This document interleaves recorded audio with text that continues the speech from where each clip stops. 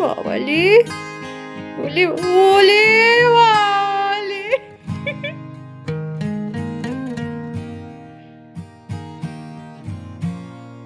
অনুপ দেখো মারা নয় বাবারাও করে। তোমরা কতদূর ডিসেম্বর লাভ স্টোরি দেখেছো জানি না, বাবা ছেলে মিলে সারাদিন ধরে শুধু ওই দেখছে আর মেমোরি রিকল হচ্ছে, তাই তো অনুপ? এই যে কি চলছে বলো, স্বামীর পদসেবা। Good morning. হ্যাঁ সবাইকে বছরে মর্নিং বলবো, বাইরে তো রোদই ওঠেনি। তাই বলে কি মর্নিং হবে না? আরে হ্যাঁ, শুধু জাস্ট আলো উঠেছে, রোদ বলে কিচ্ছু নেই আজকে। তাহলে বছরের প্রথম ব্লগটা তোমাকে দিয়ে শুরু হলো। হ্যাঁ বলো। সর্দিওয়ালা অনুপ কোথায় যাচ্ছে বলে দাও। ডাক্তারের কাছে। সকালবেলা ঘুম থেকে উঠে ডাক্তারের কাছে যাচ্ছে। আর কি করবো? বাজারে যাবে না, শুধু পাপা এখন ডাক্তারের কাছে যাচ্ছে। টাটা।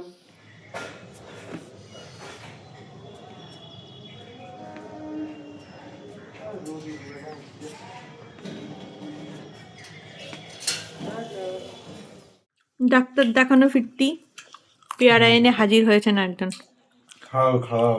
আর এই যে ভালো ওষুধ। নাম নাম নাম নাম নাম নাম কেন?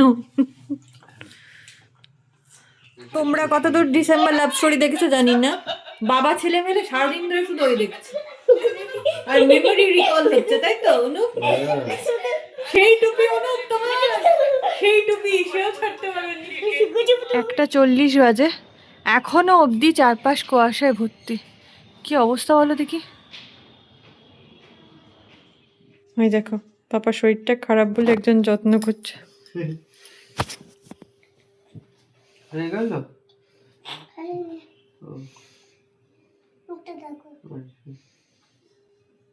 ওরে বাবালে ওলে ওলে বাবালে।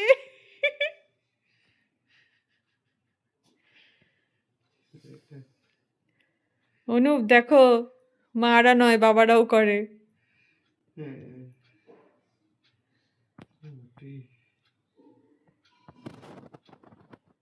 ঘুরে আসার পর আজকেই প্রথম নর্মাল ব্লগ করতে শুরু করলাম, মানে বাড়িতে আবার যেরকমভাবে থাকি সেটা তোমাদের সাথে শেয়ার করতে শুরু করলাম। আর আজকেই পাগলের মতো কুয়াশা পুরো।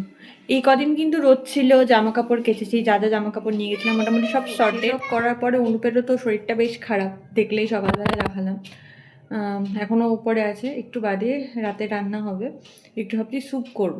এখন একটা জিনিস করি, সেটা হচ্ছে ঘুম থেকে ওঠার পরেই সবাই মিলে একটু গরম জল খাই। গরম বলতে ঈষৎ উষ্ণ গরম জল, প্রচণ্ড, মানে জাস্ট ঠান্ডা ভাবটাকে কাটিয়ে নেওয়া।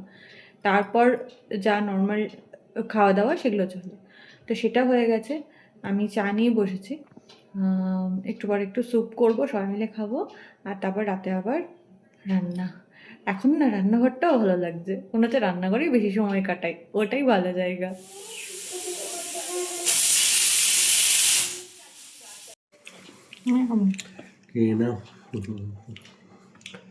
এটা দেখো, স্যুপ একা একা খাচ্ছে। তোমারটা কি দেখাবো, তুমি তো শেষ করে ফেলেছো।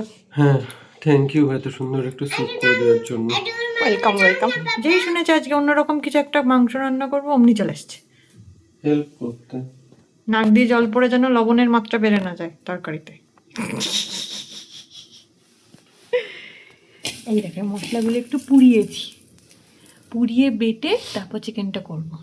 আচ্ছা পেছন দিয়ে গিয়ে দেখাই ম্যারিনেট করা চিকেনটা।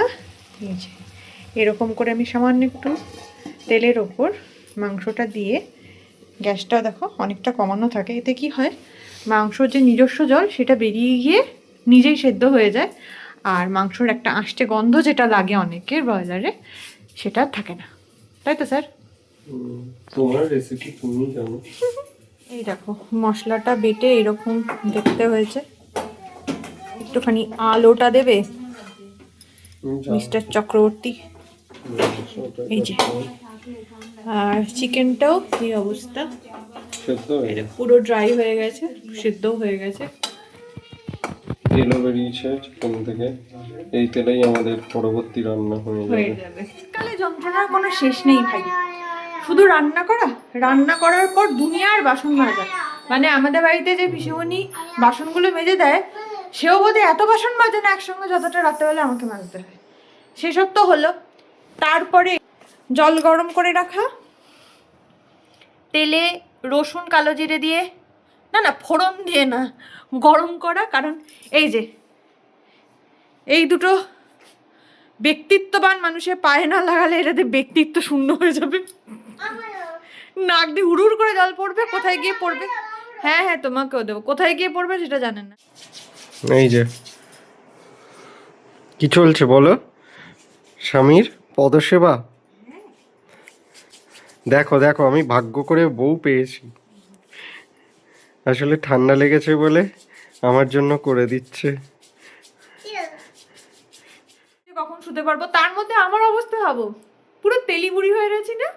কালকে পাকামো করে মাথায় ভালো মতো তেল মেখেছিলাম, ভেবেছিলাম এই কদিন তো রোদ আছে, তাহলে তো বৃষ্টি পড়ার বা কুয়াশা হওয়ার বা মেঘ হওয়ার কোনো সম্ভাবনা নেই। এতদিন মাথায় তেল লাগাইনি, ঘুরতে গিয়েছিলাম, যত পেরেছি ঢেলেছি। আজকে করবো বলে শ্যাম্পু, আজকে পুরো মেরে দিয়েছে। জানি না কবে কুয়াশা সারবে, মানে ওয়েদারের কবে অসুখ সারবে। দেখা যাক কালকে সারে কিনা। দেখা তো হচ্ছেই কালকে। আজকের মতো গুড নাইট, কারণ এরপর আমাকে এইসব করে আবার এডিটিং করা আছে।